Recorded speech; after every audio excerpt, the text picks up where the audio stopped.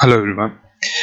Today in this video, I'll be talking a little bit about the philosophical concepts that we come across um in the epic poem, which is Mahabharata, which was composed by uh, Vedavyasa. So, this video is like a precursor to my series that will be on Advaita Vedanta or Vedanta in general. So we'll be approaching Vedanta from the perspective of Mahabharata. One of the most fundamental philosophical concept. One of the most fundamental philosophical question is, about self-effort and fate. So when everything is going good, then we don't face these types of philosophical questions. But when we are in a dilemma or a dilemma, I'm not sure how it's spelled exactly.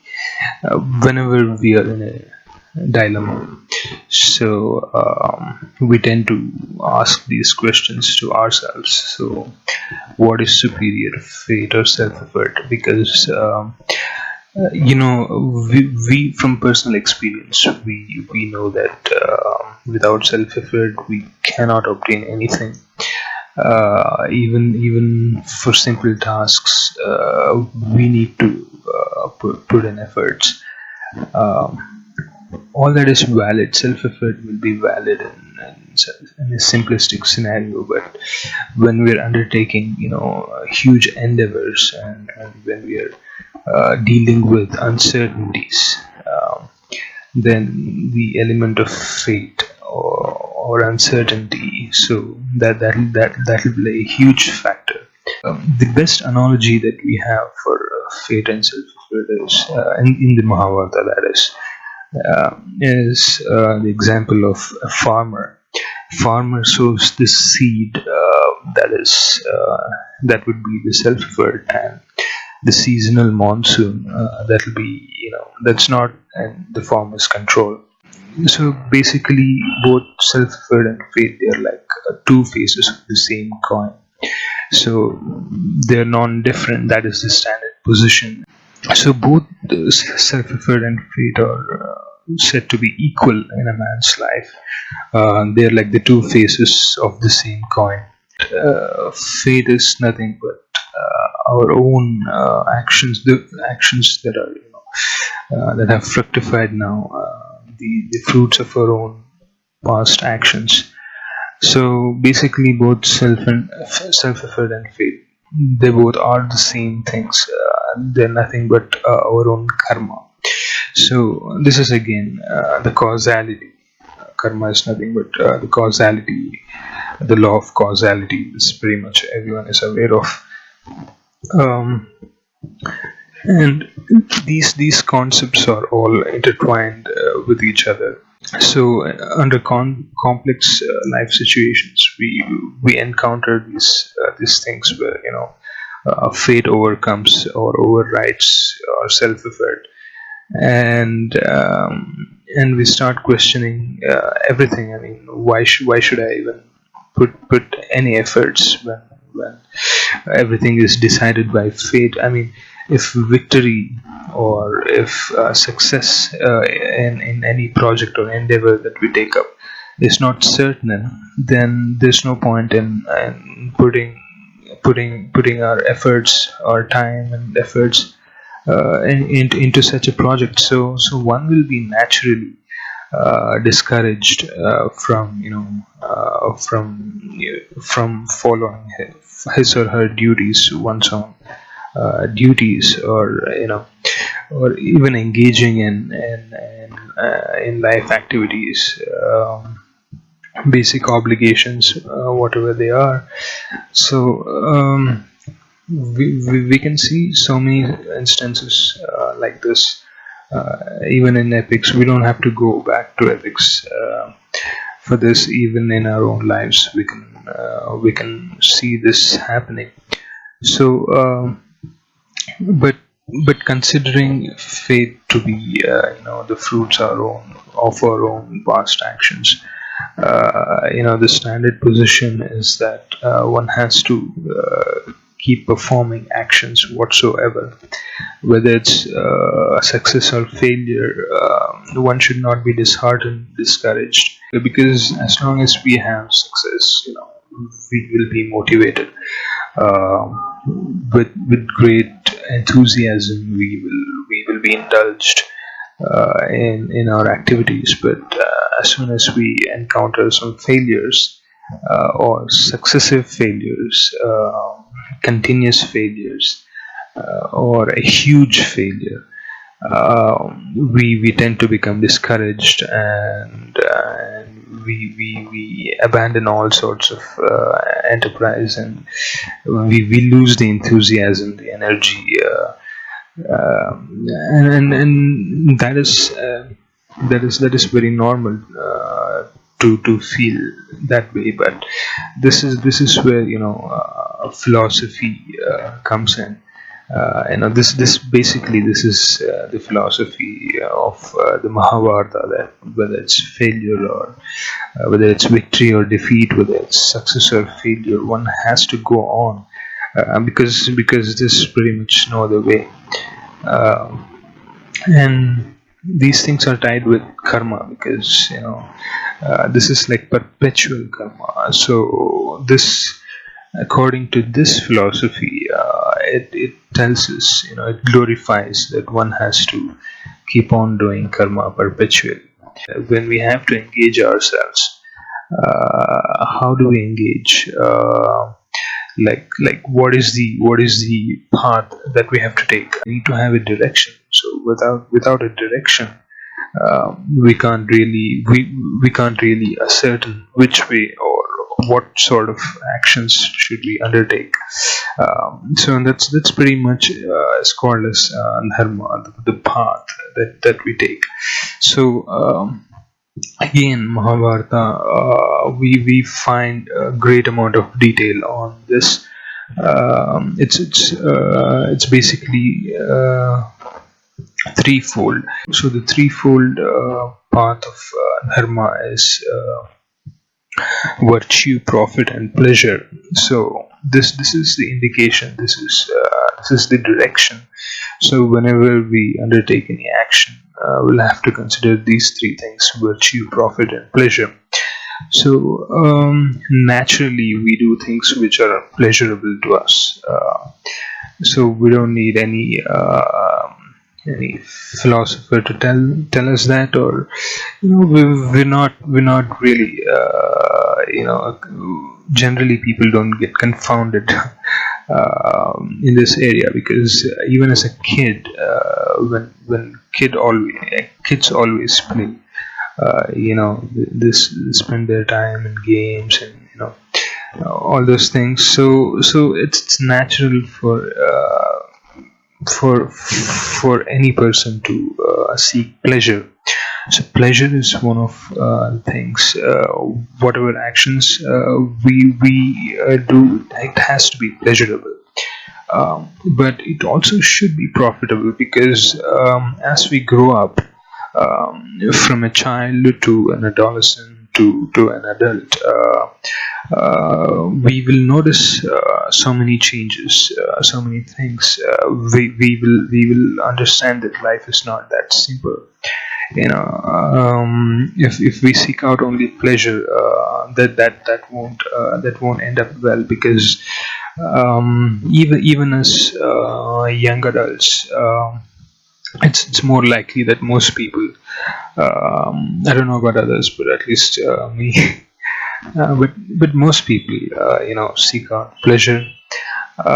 So what happens is, we tend to indulge in sensual enjoyment, or whatever the case might be, whatever we're disposed to, even like enjoying a drink or a food, or which is considered to be completely harmless, even then you're still indulging in those pleasures. So again, so this indulging in pleasure alone is not profitable, because eventually our health will be affected. I mean, this is just an example, of course, uh, but the general rule is, if we seek out only pleasure, we will end up in pain, whether it's, we will, lose our health, we'll eventually lose our youthfulness, we'll lose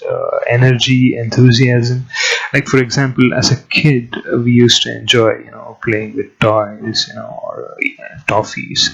But as we grow up, we don't play like a kid. I mean, we're not interested in the same things that might be interesting for a kid. Even what is pleasurable for a young person, that might not be so pleasurable for an older person, or someone who has a different disposition. So if we seek out only pleasures, so we will end up in pain, because that will be transient, because our life itself is very transient. That is one of the biggest guides, that, seeking out pleasure itself, it's considered to be childlike. Someone who is childlike, someone who is not initiated in any sort of philosophy, or who does not have a mature understanding, who is childlike in his or her understanding, that person seeks out pleasure alone. And someone who is much wiser, or someone who has a bit of experience, someone who tends to learn from others' mistakes or others' stories, or who's acquainted with things like this, things like Mahabharata, or someone who's acquainted with other scriptures, he will consider these other things which are profit and virtue. Now, instead of solely seeking out pleasure, someone might seek out both profit and pleasure. You'll still do things which are pleasurable to you, but you will also considering what is profitable to you in the long run, or in any situation, whatever is profitable. So that the person who seeks out profit and pleasure is definitely better than someone who seeks out only pleasure. And this another, the other part is, of course, the virtue. Now, this virtue is really a large topic. This is where most people, even learned people, will get confused. What is virtue and what is not?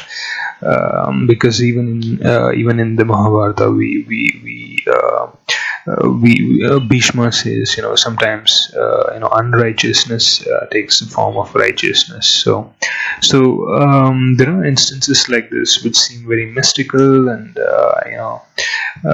we tend to get confused as to what virtue is, what is not virtue. But generally, we know, in general terms, we can tell what's virtue and what is not.